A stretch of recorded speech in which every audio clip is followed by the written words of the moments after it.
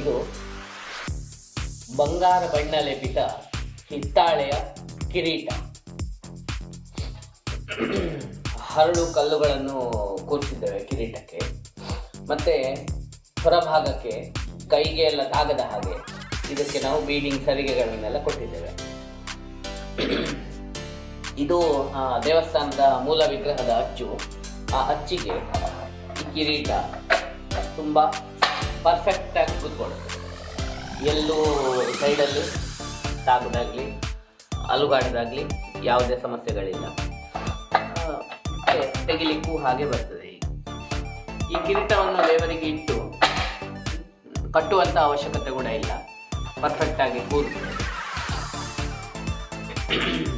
ಹೀಗೆ ಹಿತ್ತಾಳೆಯಲ್ಲೂ ಕೆಲವೊಂದು ಕವಚಗಳನ್ನು ಮಾಡಲಿಕ್ಕೆ ಸಾಧ್ಯ ಉಂಟು. ಈಗ ಹಿತ್ತಾಳೆ ಆದರೂ ನಾವು ಇದಕ್ಕೆ ಒಂದು ಬಂಗಾರ ಬಣ್ಣವನ್ನು ಕೊಟ್ಟಿದ್ದೇವೆ, ನೀವೊಂದು ಗಮನಿಸಬಹುದು.